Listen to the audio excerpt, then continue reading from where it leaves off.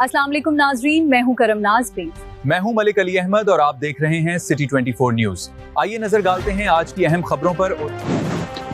शेखुपुरा से हमारे bureau chief Syed Mohammad Abbas Gilani से थाना साहियावाला कमालपुर चीमा में ज़ेरे इंतज़ाम चौधरी ज़काउल्लाह चीमा 8वीं मुहर्रम उल हराम का जुलूस नवासे रसूल सल्लल्लाहु अलैहि वसल्लम जिगर गोशा बतौल हज़रत इमाम हुसैन की याद में अक़ीदत एहतराम के साथ बरामद हुआ।